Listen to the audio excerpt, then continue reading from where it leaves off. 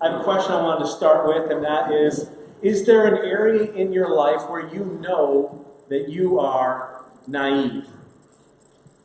You know that there's stuff that's clear to others, but it just doesn't seem to be clear for you.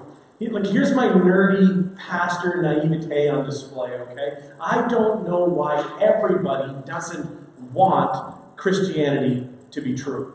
Maybe not the version that other people live out, maybe not the version that you grew up with, and maybe not the version that gets flashed on the news far too regularly, but I don't know why everybody wouldn't want the original version to be true. Jesus' irresistible version. And there's a huge difference between, I don't believe it's true.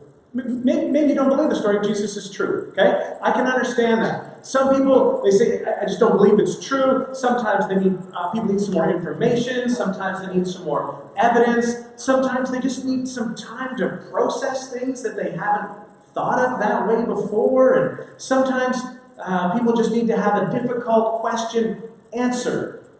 I get that.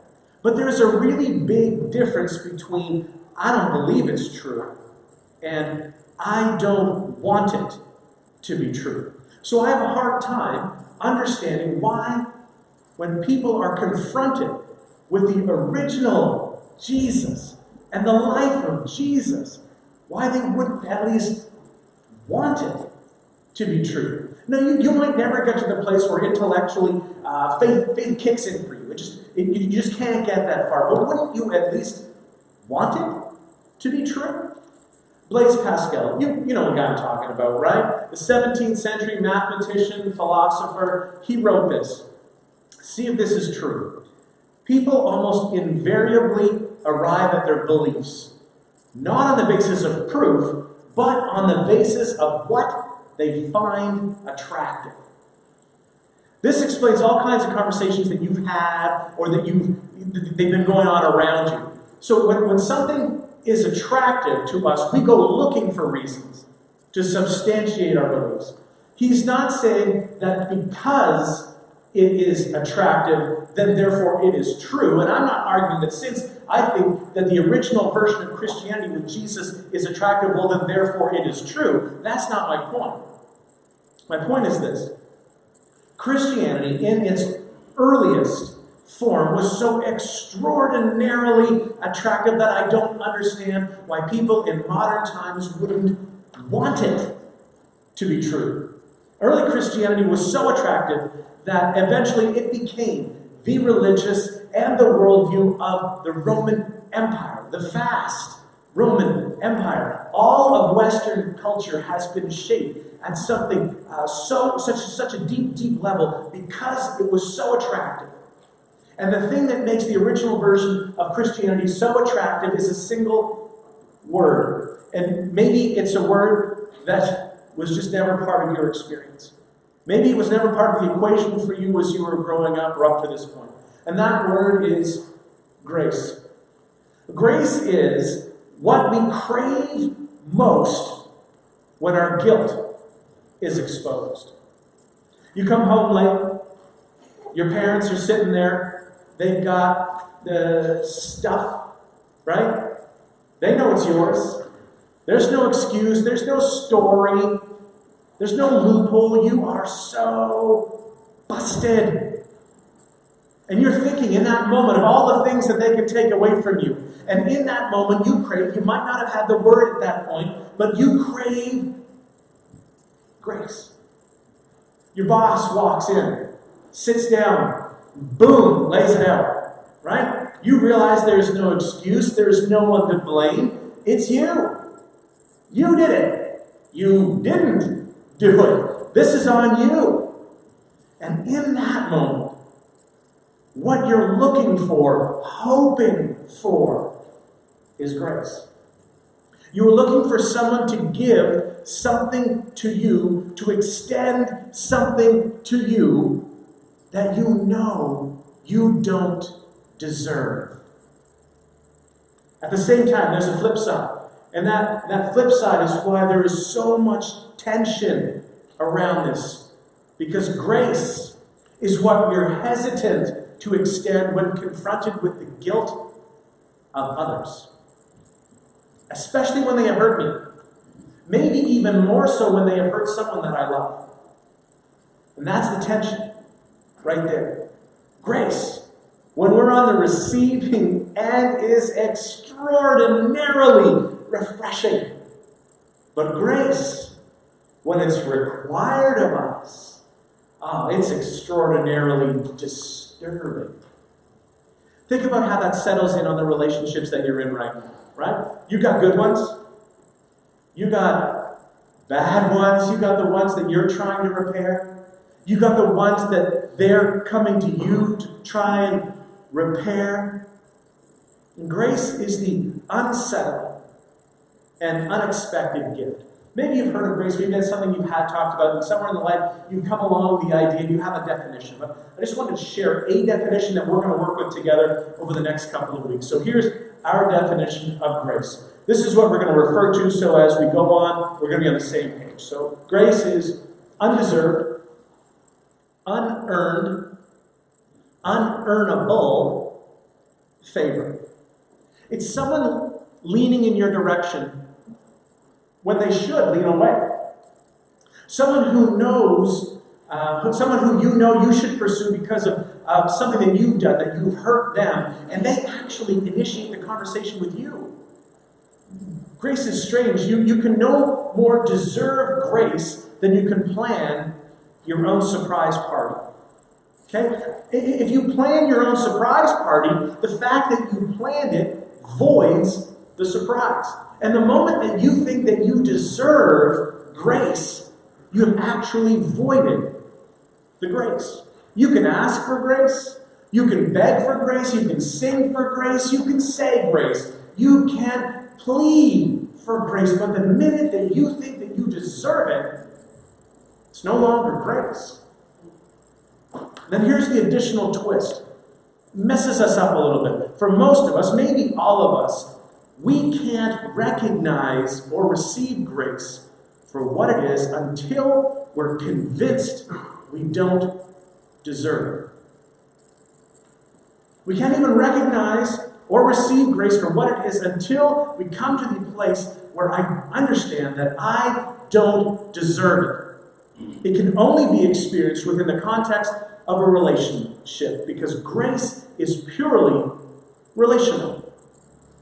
Always tied to a relationship. It can only be experienced within the context of a relationship where there is now an imbalance and you are on the negative side because of your behavior. This is what makes Christianity so unique. This is what makes the arc of the story of Christianity so unique but so attractive. This is the reason why, even if you can never get there intellectually, where you can believe that it's true, this is why I think that everybody should want it to be true. And this is why God had to show up. Because grace is 100% relational. And you can't experience or understand grace apart from a relationship. That's why God had to show up. This is why we celebrate the way that we do at Christmas.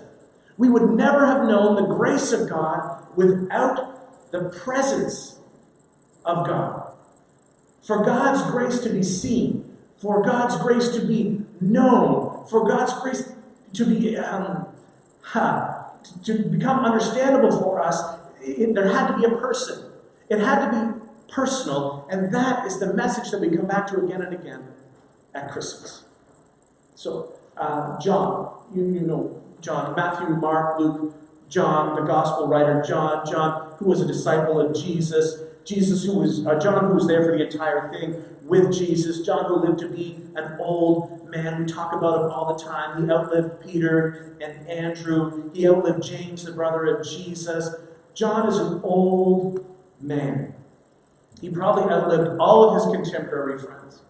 And with hindsight, looking back, he decides, hey, I need to get my story out there. I got to get it out before I die. So he sits down with someone, and he probably dictated this. Most of Jesus' followers were probably illiterate people. And illiterate meant so much different then than it does now, because the vast majority of the population of the entire world was illiterate. So consequently, we as Christians are frequently criticized. We're saying, there's no way that a bunch of ignorant Galileans could ever write the level of Greek literature that comes out.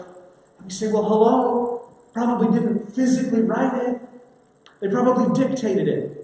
And every scribe in the first century could speak and write in multiple languages, 2 or 3 at least. And so John is an old man. And the Christians around him are probably saying, and his time's almost up, right? John, we need to hear your story. We need to get it all down from an eyewitness perspective. You're an old man. We don't know how much longer you're going to be around. We need what you've got. Tell us your story. So maybe you can imagine, I don't know how you would think about how to do this, but John has to sit back and start to figure out, where do I begin to tell this epic tale that I've lived through? How do I make it so realistic so that people will believe it? And yet I know that the story is so fantastic that it's going to be really hard for people to believe. And so John begins his account of the life of Jesus this way. He goes right to the heart, again, of what Christmas is about. Right to the heart of what grace is about. And he says this in John 1:14. The Word became flesh. And this is his way of saying, I don't know how to describe it. Okay, don't ask me to give you all the details. I don't have a schematic. I don't have an illustration for this. I can't tell you exactly how it all happened. All I know is this. God inhabited a body. God came to earth. I know it's hard to believe, but just wait, I'm just getting started, okay? So God became flesh and made his dwelling among us. The explanation for all things took up residence right amongst us. God with us, Emmanuel. And then he says, we. And he's not talking about you, we. He's not talking about me, we. He's not even talking about we. He's talking about him, we. He's saying, look, this isn't something I heard about. This isn't something I read about. I didn't click a link on Facebook. This isn't someone else's story that I'm just passing on to you. We, as in Peter and Andrew and James and Matthew and the rest of the disciples and dozens of other people and hundreds of men and women, we have seen. We didn't hear about it. It wasn't even just John telling us. We didn't read about it. That's why I'm dictating this, because this is such a big deal, so that you will know. We have seen the glory, and the glory of the one and only Son. And again, as John is sort of saying, like, don't ask me to explain it. I don't know how it all works. All I know is this. God is our Father, and Jesus is the unique Son who came into this world to bring and to represent the presence of God, to explain to us what God is really like, who came from the Father. And then here is the essence that he is going to repeat again and again and display again and again, who came from the Father, full of grace and truth. Not the balance of grace and truth. That's what we try to pull off, right? Not the balance of. Anytime you try to balance between grace and truth, you either lose some grace or you lose some truth. Jesus was full on grace and full on truth. Jesus brought a full dose of grace and truth, and each of us tends to be one or the other. You're either a grace person or a truth person. That's the way we tend to be. And maybe you grew up in a grace church or you grew up in a truth church. And the truth is that now as you look back, it is so hard to forget. It is so hard to unlearn. Jesus never watered down the truth or turned down the grace. He called sin, sin. He called sinners, sinners. And then he laid down his life for the sinners and paid for their sins. Jesus was all grace, all truth, all the time. And John saw this. He saw it with people as he saw Jesus interact. And that's what led John, who was an old man, to finally dictate these words. These words that would change Western civilization, and I guarantee that you have heard them. These words that have changed the way every single person imagines God the way that everybody now views God. This was an idea that up until this point had never been introduced to the human race. And John was the very first person to say it. And as wild as it sounds, in the middle of the first century when everything is going wrong, the world was upside down and all of his friends had been executed or martyred or had been lost, John was the one who brings this idea about God to the world. That God is love. And the reason that John could conclude this previously unknown thought is because he knew Jesus. And God is love because that's what Jesus was. Full on grace, full on truth, in a body, and love is grace and truth. And John was there that very awkward afternoon when Jesus and his disciples and the big crowds that were following him everywhere he went, they went through an intersection and they had to stop. And then they had to face down a tax gatherer. This is the way Rome collected taxes. They would be in bridges and intersections. They would collect as you wanted to use them. And after they'd taken care of their business with the tax collector, Jesus leans in and he says, "Hey, Levi, Matthew, hey, I want you to follow me." To which I am sure that the rest of the apostles that are with him are like, "No, not him. He's a traitor. He's a tax gatherer. Even his own family won't have him home for holidays. What do you mean, follow me? He's not going to be part of our thing." Matthew, I want you to follow me. And there's no indication that Matthew had suddenly decided to no longer be a tax gatherer. He just got up and probably had one of his subordinates come on over and start doing whatever it was that he was doing. He decided to follow Jesus. But Peter and all the guys who are with him, and they're stepped back and they're going, "Oh, this is not going to go well for us. We're going to lose the crowd now." Matthew says, "I'll follow you." And then he says, one of the most logical things, "Where are we going?" And Jesus says, so that everyone can hear, "Well, Matthew, we're going to your house." And Peter's like, "Well, I'm not going to his house." And Jesus says, "Oh, yes, you are. He's following me too. We're all going to go to his house." But Jesus, he's a tax gatherer. You haven't even asked him to repent. You haven't asked him to give back the money that he's been stealing from these people. You're just going to sit here and ask him to follow you? And then we're going to go to his house? This is a hugely awkward moment. And they go to Matthew's house. And Matthew invites a bunch of his tax collector friends because Jesus says, "I want to come over for dinner. I want you to invite your friends." And Matthew's thinking, "Okay, but you're not going to like my friends. And my friends, they're not going to like you because you're nothing like them. And they're nothing like you. How can you like them? How can they like you?" We don't know how long this took. It could have been the next day for all we know. So here we are.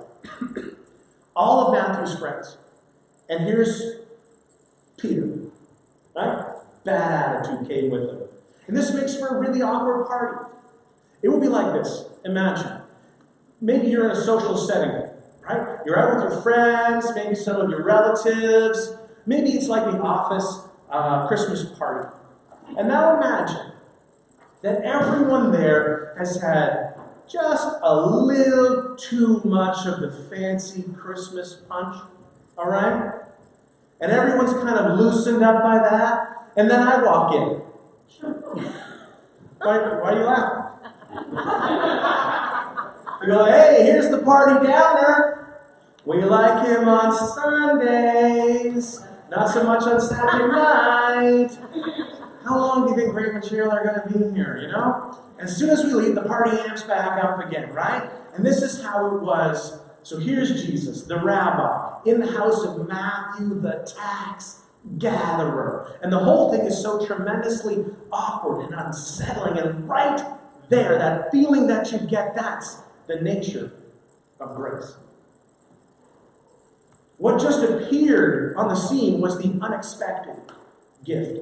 The Pharisees, well, they're the protectors of the truth. They walk around trying very hard to not get their hands dirty. And they step around things to avoid becoming ceremonially unclean. They are vigilant in avoiding anything that makes them unclean. They represent God to the people. But if God is really like that, I'm not sure how close we want to be to God. Matthew 9. When the Pharisees saw this, right, they weren't invited, okay? Even if they were, they would not have come. So when the Pharisees saw this, they asked his disciples. They sent a messenger into the house because they weren't about to go there themselves. Why does your teacher gather with tax collectors and sinners? Right? He's a rabbi. He should be eating with us over here, away from them over there. So the messenger goes in, and I'm pretty sure that they make the message loud and clear, right? Make sure that everyone could hear this so that Matthew and his friends could be shamed, because that was the job, to shame people into following the rules. Everybody, excuse me, my friends the Pharisees, from the temple, Jesus, they just wanted to know why you're in here eating with this rabble. Why are you eating with tax collectors and sinners? And I think Jesus answers equally as loud. He comes right back and says, don't call Matthew and his friends sinners. That might hurt their feelings. No, that's not what he said at all. Jesus takes this awkward situation and he decides, it would be great. Why don't I make it more awkward? And he does that grace and truth thing again in real life. Then he does it throughout his time on earth. He's at Matthew's house. He invited Matthew to follow him. He asked Matthew to invite a bunch of his friends over. And then he says out loud so that everyone can hear, in a room that might have just gotten really quiet because that other guy just said what he just said. And Jesus says, go tell the guys on the outside. It's not the healthy who need a doctor, but the sick. And so Matthew is just double take. What? Jesus, did you just say in my house, in front of my friends, that you told me to bring here, that you think that I'm sick? To which Jesus would have said, yes. You're stealing from your people. That is sickness. But I still want you to follow me. Yes, Matthew, you are sick. That's why I'm here. Amen. Now the disciples have got to have their heads splitting open. Jesus, you just messed up all the categories. If you want someone to follow you, you ask people who are like you to follow you. That's how it works. You don't ask people who are not like you to follow you. That's not how it works. And Jesus probably just smiled, because I picture Jesus smiling a lot. Oh yeah, tell the Pharisees outside this. And this is so offensive, okay? He says, go and learn. And whenever you tell the smartest person in the room to go and learn, you have offended them. All right? So he's going, how have you overlooked this key concept? This is not hidden. This is not a secret. What did you think this meant when you read it? But go and learn what this means. And then he goes and he quotes from the Jewish scriptures. The scriptures that all of these guys study. And they study kind of professionally. I desire mercy, not sacrifice. For I have not come to call the righteous, but sinners. I'm not afraid to call a sinner, and I'm not afraid to go to their house for dinner. We should all probably just say that right now. What do you think? I'm not afraid to call a sinner, and I'm not afraid to go to their house for dinner. Then there is this next story. It's an emotional story. And you don't have to have ever grown up in the church to even know it. You've probably heard it. One day, Jesus is going up the southern steps up to the Temple Mount. This is the centerpiece of the presence of God on this planet. That's the way the Jews treat it. This is approaching the Holy of Holies. And when the Romans overtook the city of Jerusalem, this was the last place, the last stronghold of the Jews. The population filled the temple. And they said, we just can't let them take the temple. There is absolutely nothing in our Western world that has anywhere near this value. In this place, we focus on God. In this place, we focus on the law. In this place, we focus on the sacrifices to God. And one day, these men drag a woman up to Jesus and they throw her down in front of him. John is the one who includes the story in his gospel. And apparently, they've held her all night, waiting for this moment.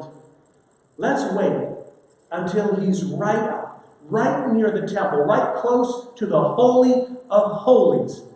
Now let's see what he'll do here.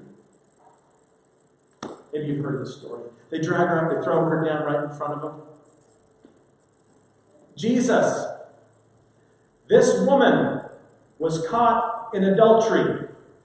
And the law, oh, Jesus, you know the law, right? The law that lives right over here. If you want, we can go and read it right now. The law says that she must die. She must be executed. She must be stoned to death. Now, Jesus, he's so brilliant. Here's a reason, again, that I think that these stories are true and not made up. Because no one thinks of this kind of stuff. So Jesus says, okay, it's true, you guys are the experts in the law. Stone her. Now, he knows that they're not going to stone her right there, right on the edge of the temple, right there and then. But she's terrified. So just imagine, she's terrified. No mercy, no love, no compassion, no, hey, tell us what happened. Give us your side of the story. What was going on? So Jesus says, okay, guys, start. And oh yeah, one thing. We'll just have the person who doesn't have any sin, you go first.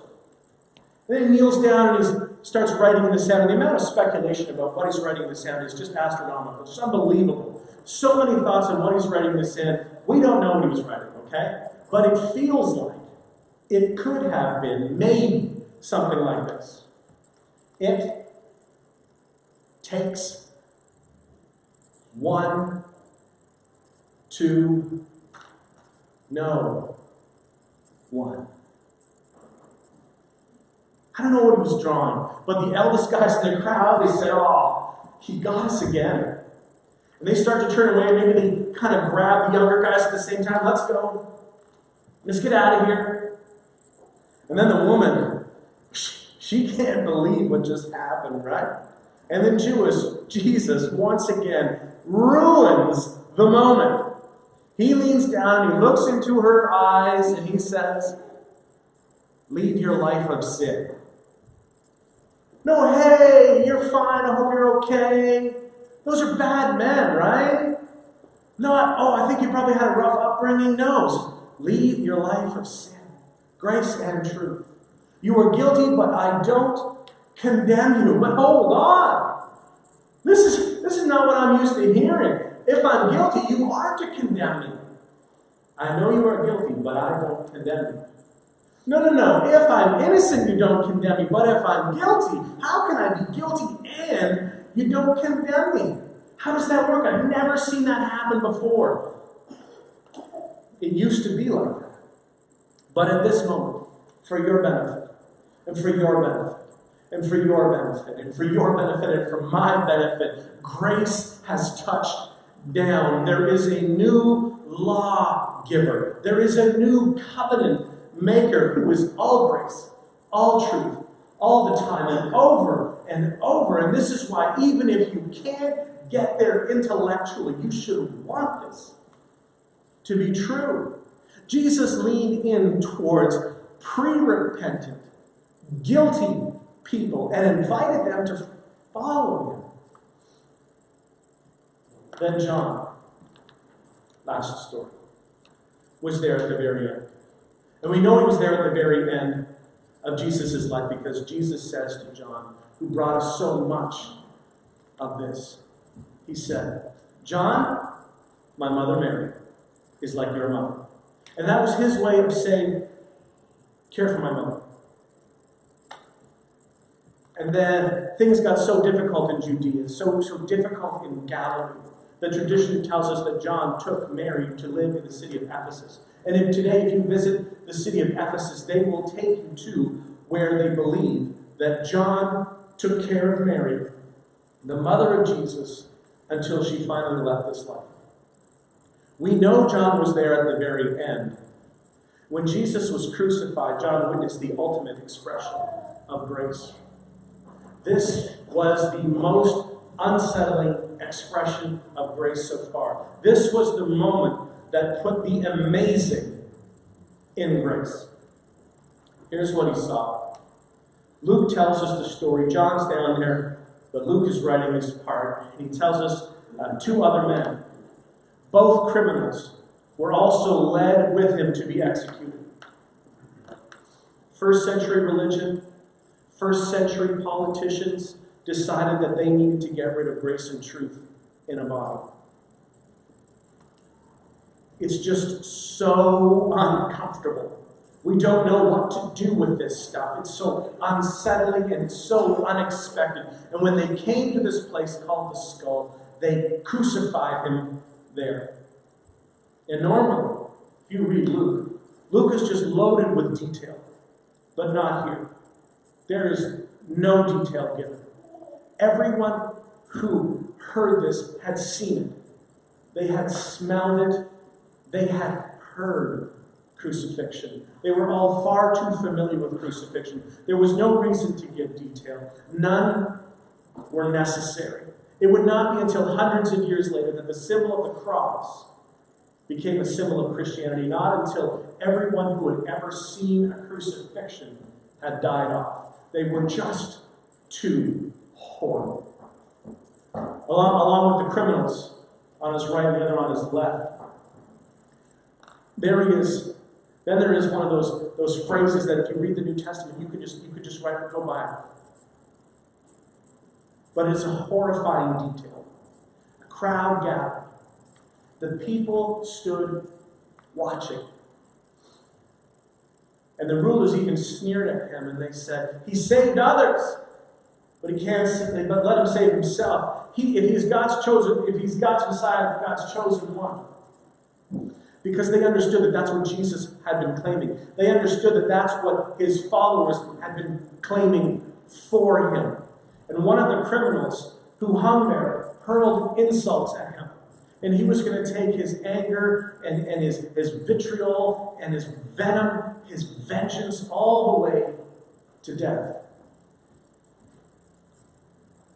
And the other criminal rebukes him. I think these collected words, the way that they're just formed into paragraphs and sentences, they probably don't clearly enough explain what's actually going on here. Breathing was really hard. People who were being crucified are suffocating. Each phrase, maybe each word, would have been a tremendous act of the will. Push down on the nails in your feet so you can take a breath. Gasp it in. Don't you fear God?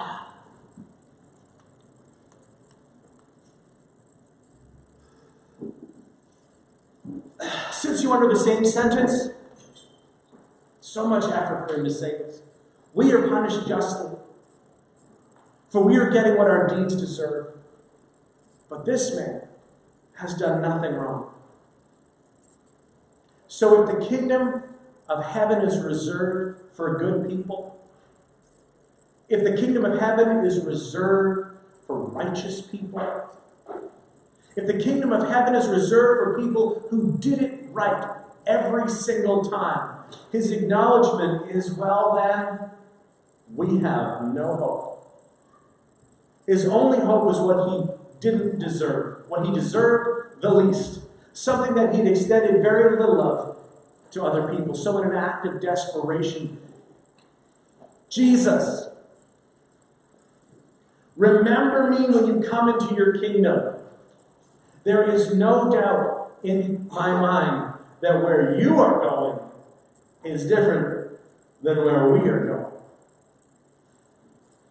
So anyone watching, kind of overhearing this from the crowd, would be just saying, this is ridiculous, right? What's he doing, repenting? Huh? Repenting from the cross? Meaningless, right? Are you committing that from now on you're going to follow Jesus? From now on? It's probably going to be like 30 minutes. There's no point in rededicating. There's no point in considering restitution. There's no way to do anything good with the rest of your meaningless, despicable little life. There's nothing to promise. You've got nothing to offer. You have no bargaining power with men or with God. And then in this moment, Jesus disturbs the order of things. Jesus introduces an unexpected gift. He reveals a tremendously unsettling thing, and his followers, they're so accustomed to it, but they would never imagine, not even in their wildest dreams, that it would be taken to this extreme. Jesus interferes with this man's karma, and he does the unthinkable. He listened, and then he answered. Jesus answered him. And let me ask you this really, really critical question. Does God hear the prayers of sinners?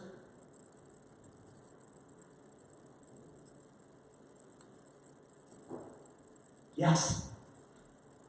Those are the only kinds of prayers that there are. So Jesus, why even acknowledge him? Every word cost Jesus dearly. Every breath was combined with excruciating pain. Excruciating is a word that means of the cross or from the cross. We take, in English, our word excruciating to describe the worst kind of pain from the cross. But he does it anyways. He answers. And do you know why? Because that's what grace does. Grace answers anyway. Truly, I tell you, today you will be with me. And then the criminal thought, oh, that's the problem. Today I'm here with you, here on a cross. And then Jesus finishes in paradise. Holiness with human hands promised a man who had done nothing good and had nothing good to offer. Where I'm going, you're going. He grants a last-minute request to a last-minute convert. And when he grants this request, he is essentially saying, you are going to have the same eternity as Stephen, who would later be stoned because of his faith. You're going to have the same eternity as Peter, who has been with me for these last 3.5 years. Why? Why would Jesus do this? I think this was mind-boggling to anyone who came across it. Mind-boggling to John and to Luke and to Peter. Come on! I mean, the woman in adultery, she was caught, right? That's one thing. Talking to the Levite, to Matthew, and asking him to follow you. That's like one thing. But this, come on, Jesus, this is like a whole other thing. Why? So here's what I want you to hear. If you don't hear anything else. Because, like life, grace is not fair.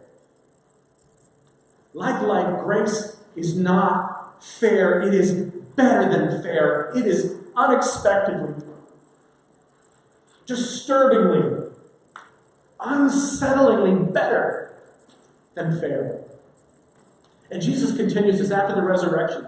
Jesus calls Peter, come on over here. And Peter is just feeling shame and guilt, right? When Jesus was arrested, Peter denied, and he died. And then he didn't deny that he even knew Jesus, and he ran, he fled, he scared for his life, and now Jesus calls Peter aside. He says, Peter, I'm putting you in charge of the whole thing. There was nobody who was less deserving. And very soon after that, maybe a year after that, Jesus recruits Saul of Tarsus. And Saul was trying to dismantle and to destroy the entire Jesus movement. And Jesus recruits Saul of Tarsus. And we know him much better as the Apostle Paul. He was the one who was allowed to write almost half of the New Testament. And Jesus is emphasizing again and again and again, I am the one who brings grace. Not in half measure, not the mix of, not the blend of, but full on grace and full on truth. He is all truth and all grace all the time. Because that is what love is. And I am love personified. Now, your pushback on this, we'll talk about this next week, okay? So please, come back next week. The story is not done, right? Your pushback on this, my pushback on this is simple. This is why the whole thing feels so unexpected. It feels so unsettling. So we want to say, wait a second. Did Jesus not care about justice? Was Jesus not concerned about consequences? No, that's not the issue, because Jesus knew better than anyone about justice and consequences. He knew that God's justice would crush us, because all have sinned, and nobody can pay God back. Jesus wasn't unaware of consequences. He knew better than anyone the consequences of sin were already crushing us. That's why he came. Because every single sin, whether you believe in sin or not, every single sin comes baked in, pre-packaged with a gotcha. Every single one. And so Jesus, in his grace and in his mercy, Jesus came to get you. So this is why I think that it makes sense. Every single person would want this story to be true. Why would you not want this to be true? You don't have to admit this to anybody today. But you owe it to yourself to consider that there is a creator God that invited you to talk with him and to reflect with him as if he is your perfect heavenly Father. And he is known for grace and truth that dropped down to earth in the person of Jesus. Why wouldn't we want that to be true? When grace is on display, people will want it to be true before they ever believe it's true. And Jesus put it this way, summarizing the transition from the Old Testament, the Old Covenant, to the New Testament, to the New Covenant. He said, the law and the prophets were proclaimed until John. Not John who wrote the Gospel of John. This is about John the Baptist. He said, up until the time that John the Baptist showed up to announce my coming, up until that time, the law and the prophets were proclaimed. But since that time, since the end of the Old Covenant, since the day that I stepped foot on planet Earth, the law and the prophets were proclaimed until John. Since that time, the good news of the kingdom of God is being preached, and everyone is forcing their way into it. And that's exactly what has happened historically. It's why more than 2,000 years later, why we're still here, meeting, talking, celebrating.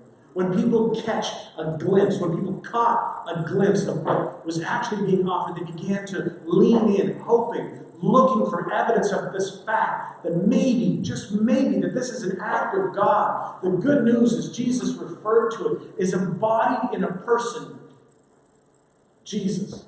And the good news is summarized in the word grace. Grace is an invitation.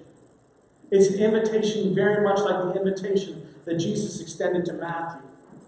It's an invitation that goes like this. I know all about you.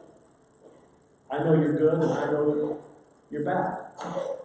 And I want you to follow me. But be warned, if you follow me, I will lead you away from your sin. And no, I have not forgotten what you've done. It's better than that. I remember all of it. And I love you anyway. Now come on. Follow me. Kind Father, I thank you for the gift, unexpected as it is, of Jesus, and how he came to demonstrate what you're like, because without that demonstration, we get mixed up and confused. Thank you for opening this doorway to us. Thank you for your grace. Thank you for the possibility of even participating in it. You know me. All of me. You forget none of it. And you love me anyway. The same is true for my friends here today, for those who are watching and for those who are listening. God loves you. And he knows you. And what he knows about you isn't enough to make him stop loving you. And the invitation remains the same. Follow. Step in his direction and he will step in yours. Thank you for this Christmas gift. In Jesus' name, amen.